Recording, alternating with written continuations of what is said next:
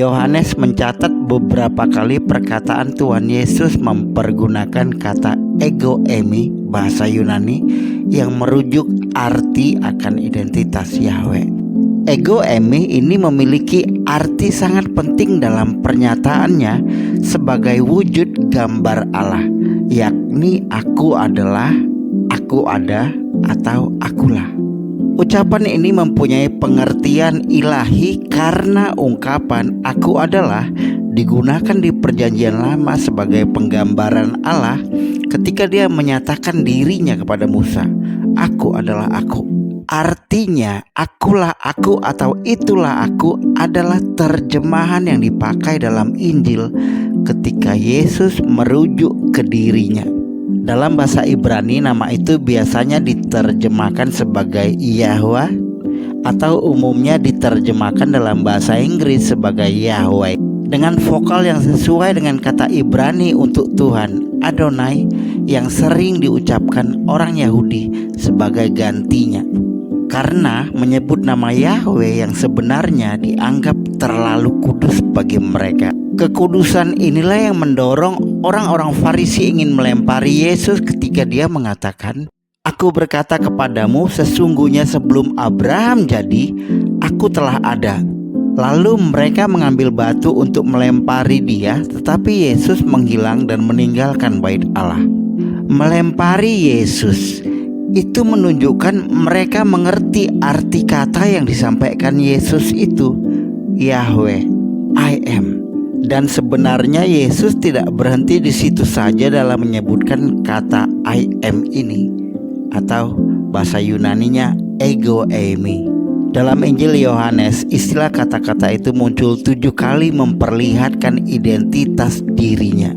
Pemakaian istilah tersebut telah menjadi bahan analisis profesor-profesor Alkitab, doktor-doktor penerjemah kristologi selama ratusan tahun. Istilah akulah di Alkitab mula-mula dalam kitab Kejadian 15 ayat 1 dan terakhir dalam Wahyu 22 ayat 16. 7 perkataan ini disampaikan oleh Yesus sendiri yang dicatat oleh Yohanes, saksi mata langsung. Yesus dengan berbagai cara mengatakan dialah jalan, dialah pintu, dialah gembala. Semuanya tercatat dengan baik selama ribuan tahun. Kalau semua perkataannya dusta, pasti betapa murkanya Allah. Tetapi yang terjadi adalah lewat berbagai penindasan dan penyiksaan, kepercayaan kepada Yesus menjelma menjadi kepercayaan terbesar di dunia. Dan yang akan datang di akhir zaman, yang akan menghakimi adalah Yesus Kristus. Karena dialah Tuhan, dialah Alfa dan Omega. Dialah Tuhan yang perkataannya sesuai dengan perbuatannya. Aku berkata kepadamu, sesungguhnya jikalau biji gandum tidak jatuh ke dalam tanah dan mati, ia tetap satu biji saja. Tetapi jika ia mati, ia akan menghasilkan banyak buah.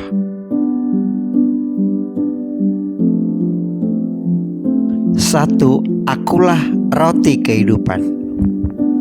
Akulah roti kehidupan. Barang siapa datang kepadaku, ia tidak akan pernah lapar lagi. Dan barang siapa percaya kepadaku, ia tidak akan pernah haus lagi. Pernyataan Yesus tentang roti hidup untuk mengingatkan orang Israel tentang siapa dirinya. Ingat, Allah menurunkan roti mana dari langit di perjalanan bangsa Israel di padang gurun. Lalu berfirmanlah Tuhan kepada Musa, sesungguhnya aku akan menurunkan dari langit hujan roti bagimu, maka bangsa itu akan keluar dan memungut tiap-tiap hari sebanyak yang perlu untuk sehari, supaya mereka kucoba apakah mereka hidup menurut hukumku atau tidak.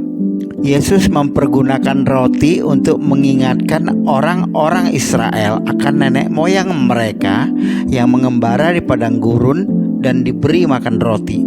Mengingatkan mereka dialah pemberi roti itu. 2. Akulah terang dunia. Maka Yesus berkata pula kepada orang banyak, katanya, akulah terang dunia, barang siapa mengikut aku, ia tidak akan berjalan dalam kegelapan, melainkan ia akan mempunyai terang hidup. Jadi Yesus membuat pernyataan ini saat hari raya Pondok Daun. Untuk memahami arti pernyataan ini, kamu harus paham tentang penyalaan menorah. Dia berkata, "Akulah terang dunia." Ketika menorah masih gelap, dia ingin orang banyak tahu bahwa bahkan dalam kegelapan, jika mereka mengikutinya, mereka akan memperoleh terang. 3. Aku adalah pintunya. Akulah pintu, barang siapa masuk melalui aku, ia akan selamat dan ia akan masuk dan keluar dan menemukan padang rumput. Dalam bagian ini Yesus menggunakan gambaran umum yang dikenal pada saat itu, yaitu menggembalakan domba. Kandang dibangun sebagai tempat domba pulang agar terlindungi. Kandang ini hanya memiliki satu pintu masuk.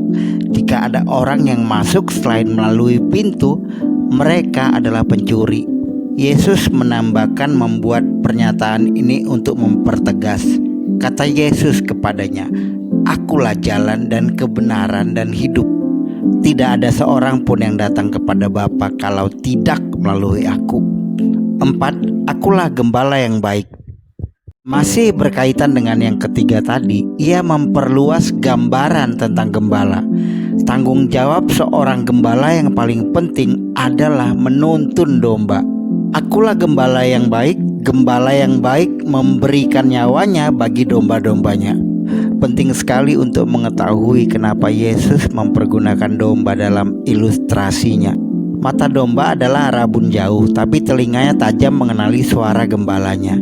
Dia hanya menuruti tuntunan suara gembalanya, suara yang dikenalnya. Domba tidak akan mengikuti suara gembala asing yang tidak ia kenal. Sekali lagi, mata domba adalah rabun jauh, tapi telinganya tajam mengenali suara gembalanya.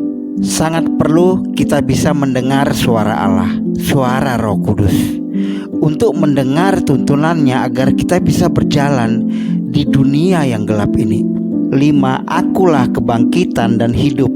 Jawab Yesus, "Akulah kebangkitan dan hidup. Barang siapa percaya kepadaku, ia akan hidup walaupun ia sudah mati." Yesus membuat pernyataan ini setelah Lazarus meninggal. Yesus berkata, Lazarus akan bangkit kembali. 6. Akulah jalan, kebenaran, dan hidup. Kata Yesus kepadanya, "Akulah jalan dan kebenaran dan hidup. Tidak ada seorang pun yang datang kepada Bapa kalau tidak melalui aku." Artinya, untuk menemukan jalan menuju Allah, kita harus percaya sama Yesus. 7. Akulah pokok anggur. Kita harus mengerti perumpamaan pokok anggur ini. Sangat indah. Akulah pokok anggur dan kamulah ranting-rantingnya. Barang siapa tinggal di dalam aku dan aku di dalam dia, ia berbuah banyak. Sebab di luar aku kamu tidak dapat berbuat apa-apa. Sebagai manusia kita harus tinggal di dalam Yesus agar kehidupan kita berbuah. Sebagai ranting yang menempel di pokok anggur, kita dirancang untuk menghasilkan banyak buah. Itulah sebabnya Yesus berkata, "Akulah pokok anggur dan kamulah ranting-rantingnya. Barang siapa tinggal di dalam aku dan aku di dalam dia, ia berbuah banyak, sebab di luar aku kamu tidak dapat berbuat apa-apa."